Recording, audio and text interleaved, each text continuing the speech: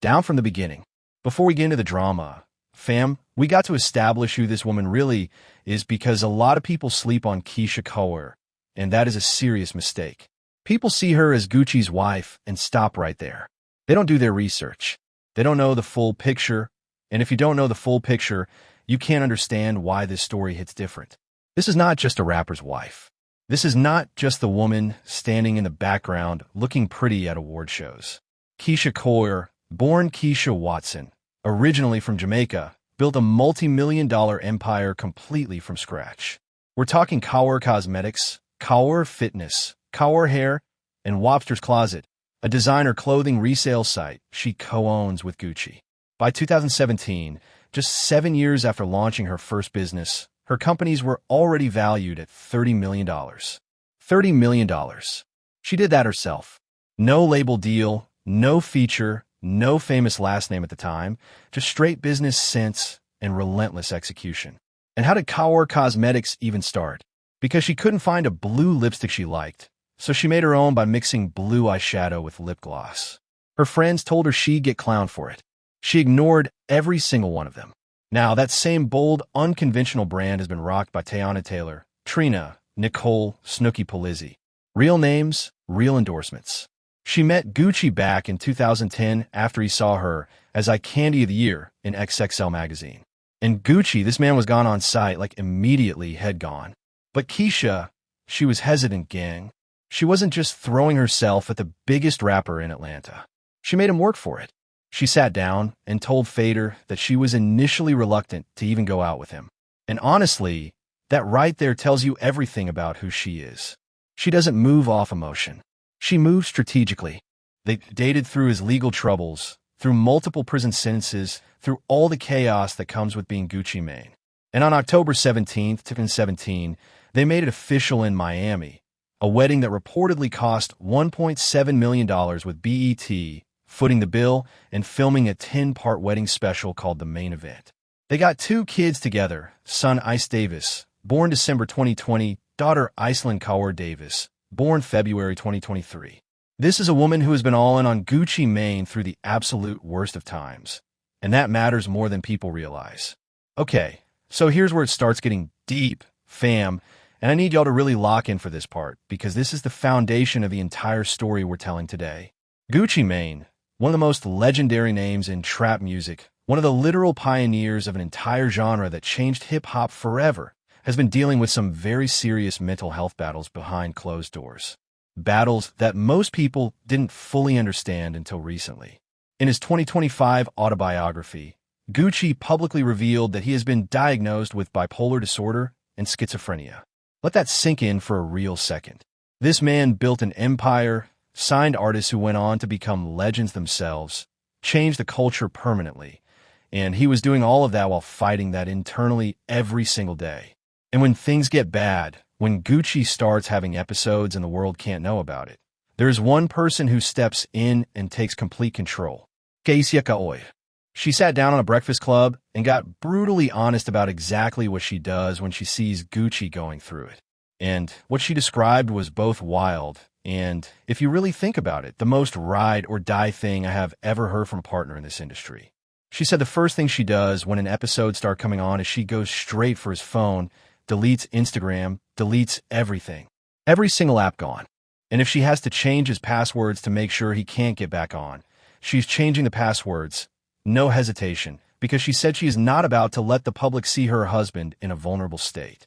She is physically cutting off his access to the outside world to protect him.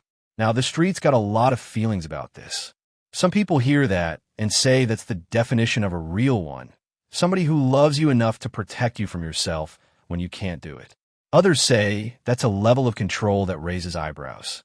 But here's what I say, and keep this in the back of your mind for everything that comes after.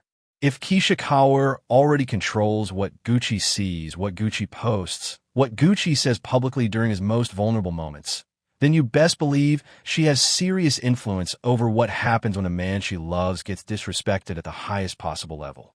And on January 10th, 2026, Gucci Mane got disrespected in a way that nobody in this industry has ever seen before. To understand how wild this whole situation is, fam, We got to go back because Gucci Mane and Pooh Shiesty, this was not just a label deal. This was supposed to be family. Gucci signed Pooh Shiesty to 1017 Records back in 2020. Pooh was a young Memphis kid with serious buzz building online. Songs like At It Again and Main Slime were already catching traction, and people could see the potential. Gucci saw it too and brought him all the way in. Took him under his wing the same way he's done with so many artists throughout his career. Young Thug will tell you. Waka Flocka will tell you. When Gucci believes in you, he goes all in, and it wasn't just about cutting checks and putting his name on features. Gucci gifted Pooh Shiesty a custom slime green Jeep Trackhawk. We talking 6 figures minimum, probably more with customization, just to celebrate the success of his debut mixtape Shiesty Season. On video, Pooh Shiesty was completely caught off guard, emotional, grateful. He called Gucci his dog, his big homie. He said, "I love this dude, WAP," on camera for the world to see. Shiesty Season debuted at number 4 on the Billboard 262,000 album equivalent units in the first week. The kid was a star, and Gucci had helped make that happen. Real recognize real, right? That's what we thought. But here's what was going on underneath the surface while all that was playing out publicly. Pooh Shiesty caught a 63-month federal sentence, 5 years plus, for shooting at a hotel in Florida. He went in, did his time in a Pennsylvania federal prison, and Gucci Mane, to his absolute credit, publicly confirmed after Pooh's release that he was still signed to 1017. Held his spot, kept the door open. That's loyalty in its purest form. Pooh Shiesty got out of federal prison in October 2025. Fresh release, new start. The culture was hyped to see what he was going to do next. He still had his spot. He still had his label. He had every reason to come back and build something even bigger than before. But Pooh Shiesty apparently had a completely different plan, and that plan started with luring his label boss to Dallas. This is the part, gang. Buckle up, because I'm going to walk you through this moment by moment. This is where everything changed permanently. January 10th, 2026, Dallas, Texas, a recording studio. 3 music industry professionals, including the owner of 1017 Records, which we all understand to be Gucci Mane, received an invitation to come to Dallas for a business meeting. A legitimate professional music industry meeting to discuss contract terms. Nothing suspicious on the surface. Artists and label executives have these kinds of conversations all the time, so Gucci and his people got on a plane and flew to Dallas. They had absolutely no idea what was waiting for them inside that studio. According to the Department of Justice, Pooh Shiesty personally arranged this meeting. He set the location. He set the time. He invited the guests. And according to federal prosecutors, the entire thing was a setup from the jump, because once those 3 men were inside that studio, once those doors closed behind them, Pooh Shiesty and 8 co-conspirators, several of whom had traveled specifically from Memphis, Tennessee for this, executed what prosecutors described as a coordinated armed takeover. Let me give you the play-by-play, because the details are important. Pooh Shiesty requested a private conversation with the label owner. Pooh Shiesty requested a private conversation with the label owner, just a one-on-one. Pull him to the side. Gucci goes into the recording room, thinking he's about to have a private business conversation. But inside that room waiting for him were also Pooh's father, Lontrell Williams Sr., and rapper Big 30, whose real name is Rodney Wright Jr. So, immediately, it's not what Gucci expected. It's 3 against 1 in a closed room. Pooh Shiesty then produced contract termination paperwork right there on the spot. He wanted out of 1017 Records, and he wanted Gucci to sign him free right then and there. Gucci said no. They argued. Words got exchanged. And then, and this is the moment that changed everything, Pooh Shiesty pulled out an AK-style pistol. Family, an AK-style pistol on the man who signed him, on the man who bought him a 6-figure Jeep, on the man who kept his record deal alive while he was in prison. He held that gun on Gucci Mane and forced him to sign a release form at gunpoint. And then, after Gucci signed his own name under duress with a weapon in his face, Pooh Shiesty took his wedding ring right off his finger, the watch off his wrist, his earrings, his cash, stripped him completely in that room. And while that was going down in the back, the 8 co-conspirators had the other 2 victims out front, guns out, robbing them too. And one of those victims, one of Gucci's people, was choked to the point of near unconsciousness. One defendant physically blocked the studio door with his body to make sure nobody could run or call for help. This was a hostage situation, gang, a full coordinated hostage situation inside a Dallas recording studio. And on that same day, as this was allegedly happening to her husband, Keyshia Ka'oir was on Instagram promoting her body cleanse products. She had zero idea what was going down, zero. Imagine being that woman and finding out later what happened to your husband that. Now, here's where people started really connecting the dots. And this is where the story goes from wild to absolutely fascinating from a tactical standpoint. January 10th came and went, and at first, Gucci said nothing publicly. The robbery rumors started circulating online, and Gucci actually posted a photo on Instagram showing off his jewelry and his loose leaf pack like nothing happened. A lot of people in the comments thought it was him clapping back at the rumors, saying it was cap, and the internet kind of moved on. But the feds were not moving on because Pooh Shiesty made one catastrophic mistake on top of all the others. Actually, he made several. He was on home confinement at the time of the alleged robbery. He had an electronic ankle monitor on his leg. The specific terms of his home detention said he could not commit another federal offense and could not possess a firearm. These were the explicit conditions of his release from prison just 3 months earlier. So while Pooh Shiesty thought he was being slick, that ankle monitor was logging his GPS location every single minute. It placed him exactly where federal prosecutors said he was. Add to that the surveillance cameras throughout the building capturing the crew entering, the cell phone records putting everyone in Dallas, the social media activity, including posts by Pooh Shiesty himself and his father around that same time period, and then the detail that really sealed it, surveillance footage of one of the defendants leaving and returning to the building with a duffel bag. That same duffel bag that allegedly contained the AK-47 used in the robbery. Brick by brick, evidence stacking, federal case building. And now here's where the Keyshia angle becomes everything, fam. Because when a woman like Keyshia Ka'oir, a woman who has been managing, protecting, and making executive decisions about Gucci's life for years finds out that her husband had a gun put to his head and his wedding ring stolen by somebody they trusted, the streets are saying she was not about to let that disappear quietly. The streets are saying Keyshia pushed hard for full cooperation with the federal investigation, that she was the energy behind not letting this get swept under the rug the way certain situations in hip-hop tend to disappear. Because this wasn't just an attack on Gucci the rapper, this was an attack on their family, their business, their livelihood, everything she helped build. And Keyshia Ka'oir does not let attacks on what she built go unanswered. But wait, it gets even crazier, fam, because right when the federal heat started coming down on Pooh Shiesty and his crew, the internet did what the internet does.